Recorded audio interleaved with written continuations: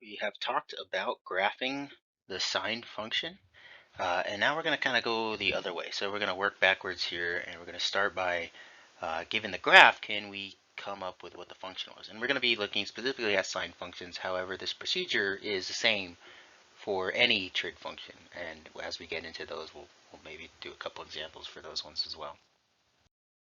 So here's a graph, and we want to know what the function is.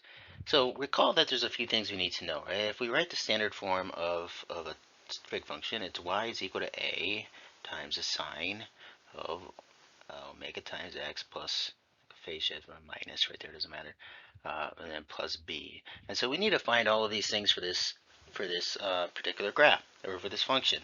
So first of all, what we can do is identify where the midline of this graph is, and it's really pretty easy to do. If you have the graph, you can see that it looks like if I drew this line in here at basically the line y equals 1, that tells me that this has all been shifted up 1 from the x-axis where it normally would be. So right away I can tell you that b is equal to 1. Another way you could do that, if you didn't have this like labeled that very well, is you could find the average height. So we have a maximum at 3 and a minimum down here at -1. And so another way I can find b, which is the vertical shift, so we can say b, which is the vertical shift, is the maximum, the max plus the min divided by 2. So in this case, it would be 3 plus -1 divided by 2, which would be 1. So that's 1. We got that. Now, the next thing that would be good for us to know is the amplitude. And if we've already established what the vertical shift is and where the midline is, it's pretty quick to see that the amplitude would just be the distance from the midline up to a maximum, or the distance from the midline down to a minimum, and that's going to be 2 for this one. Okay. However, a, right? We know that a is 2, but it's also the max minus the min, right? It's the half of the distance between the two. And so in this case, it would be 3 minus -1 divided by 2. That would be 4 divided by 2, or 2. So we got that. So we have A, we have B.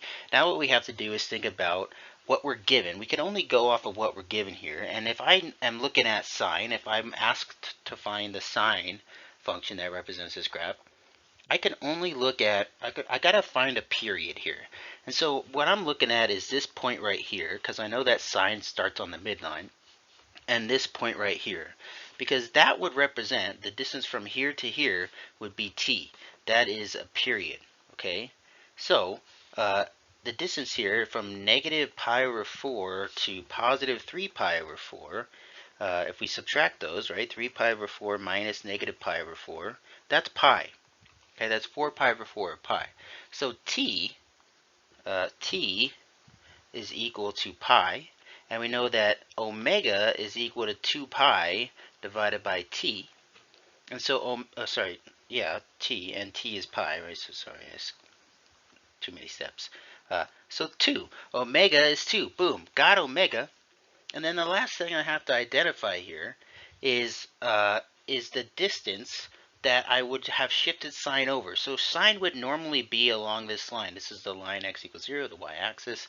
And it looks like it's been shifted over pi/4 to the left. So pi/4 to the left, the phase shift for this, or which is phi, is going to be pi/4. Okay, but since it's to the left, it's gonna be a plus right there.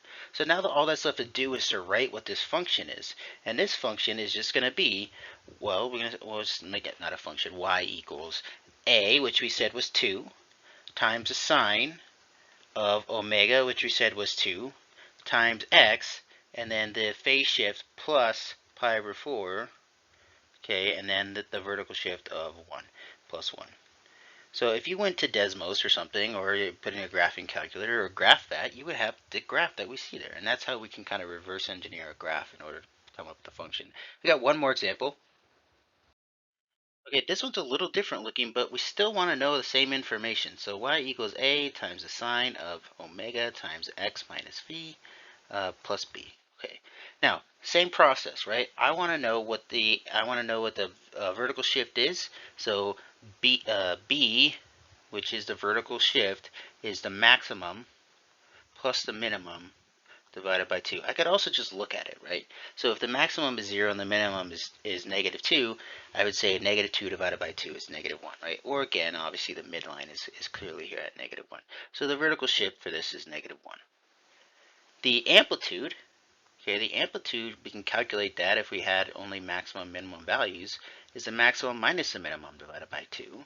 So that'd be 0 minus negative 2, which is positive 2 divided by 2, which would just be 1. Again, also easy to see here because the amplitude just corresponds to how far it is from the midline up to a maximum, and also from the midline down to a maximum, down to a minimum. This is the same value. Okay, so we already have right away. We have B and A. The last two things we need are the phase shift and omega, and this is pretty weird. Now, I could only go off what's given to me, and it looks like if I chose this point here and this point here, that would be the length of a period. But there's no pi values here. That length, if I go from 3 to negative 1, this length here, t, it's 4.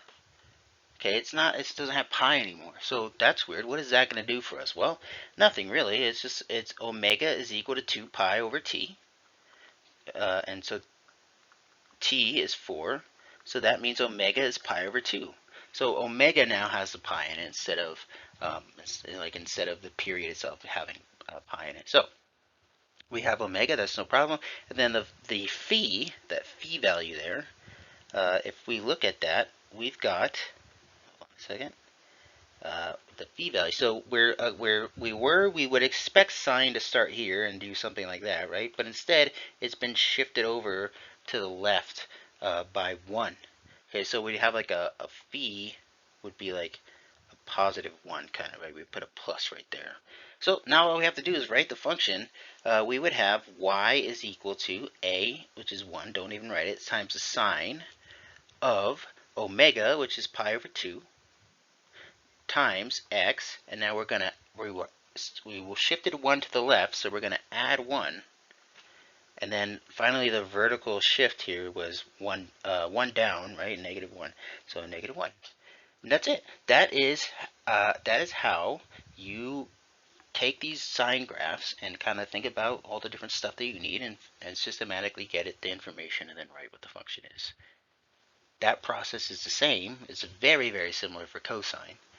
It's like exactly the same for cosine. And then tangent and cotangent, and secant and cosecant, they're a little bit different, but for the most part, if you're asked to do that, it is the same process. That's just an obnoxious question. Usually not a question you'll see, but primarily these kinds of problems are reserved for sine and cosine.